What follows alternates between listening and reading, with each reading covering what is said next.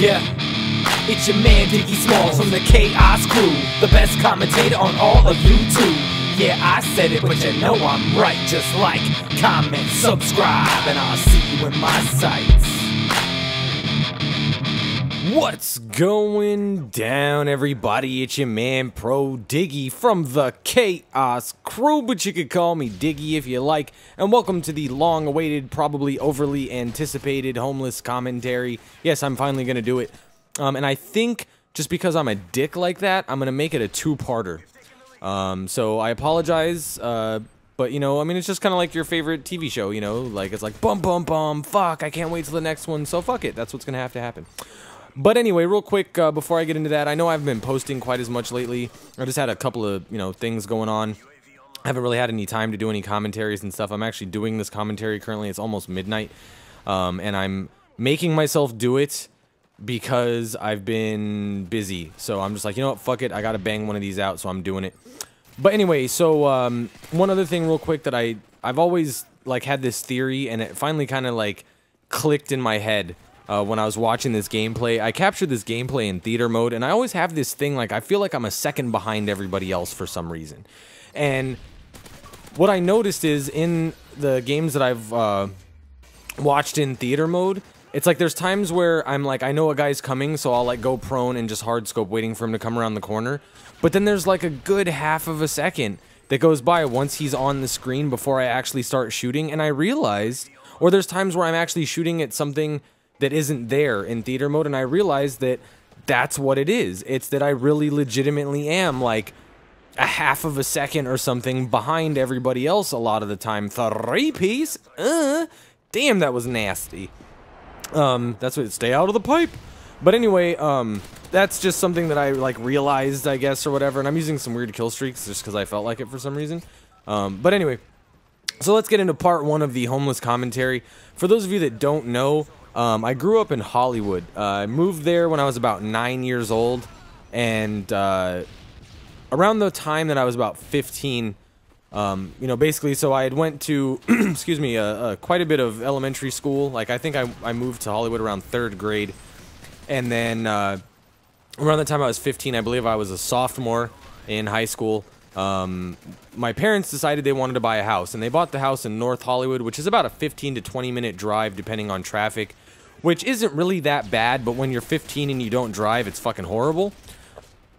The buses to get to Hollywood from North Hollywood at the time weren't exactly that easy, if there even was something like that. Like, I might have had to take like 4 transfers to even get to fucking Hollywood after like 2 hours because of just like where it was and whatnot. But anyway, so the point is it was a pain in the ass, and I didn't want to move.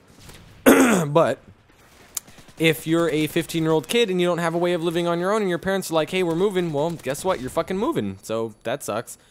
So anyway, we moved away from my friends and everything, but luckily, shortly thereafter, I think within a year, I was driving, so I was able to go hang out with my friends in Hollywood and, you know, whatever. So it wasn't like the biggest problem or deal or whatever. It sucked at first, but I got over it. So anyway, around the time I was about 17 to 17 and a half, basically I was at Magic Mountain with my best friend Joe, or OG Joe V, and I get this page because back then we didn't have cell phones.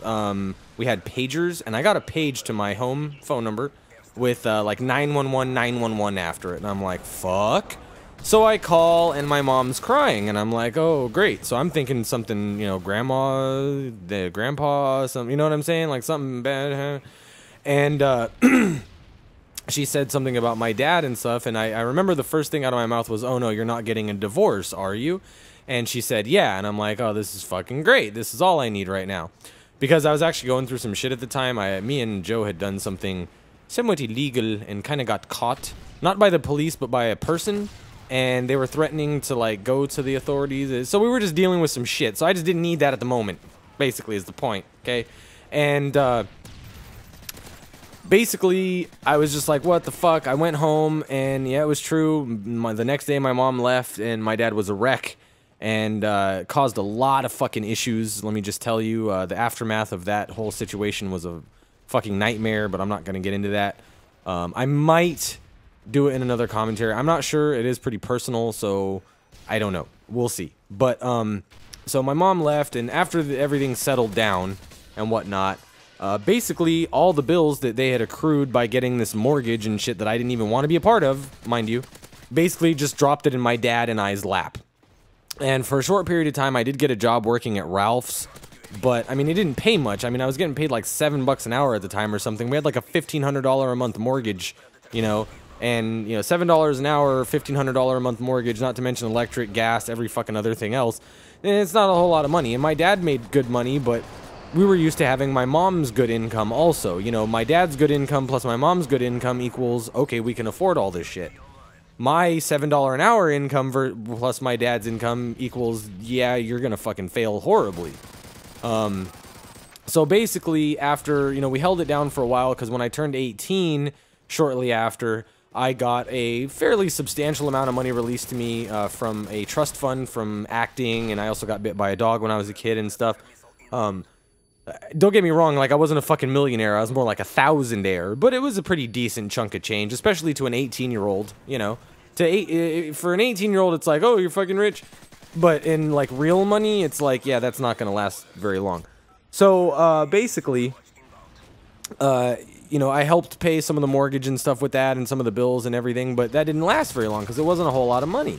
And, I mean, I did kind of frivolously spend some of it on things because I went from kind of having like money problems and not being able to afford fucking gas or cigarettes really very much to having a shit ton of money. So I went and I bought clothes, and, you know, I bought a nice fucking Suburban that has like 5 TVs and 12 10s, a PlayStation, a VCR, a sick paint job. It was a badass truck, you know. I don't have the truck anymore. I sold it a long time ago, whatever. But the point is that, you know, I spent some money that maybe I shouldn't have spent it exactly that way, but I was dumb and young, and, you know, what are you gonna fucking do, right?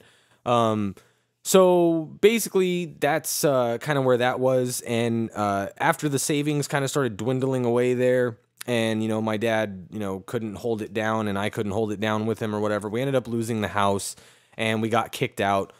Basically, it was like, grab whatever you can fucking grab, pack up whatever you can pack up, and, you know, that's pretty much it. We put some stuff in storage, I packed some shit, you know, but we lost a lot of stuff, and it really sucked, but, you know, I guess that's life. So anyway, you know, we got kicked out and everything, and my dad, luckily, because he was who I was worried about the most, my dad luckily had some friends he could go stay with, and then I had a friend named Caitlin, who was kind of like my sister. I'd known her for years and years, knew her family loved me and everything, and she talked to her parents, and her parents said that I could go stay there for a little bit.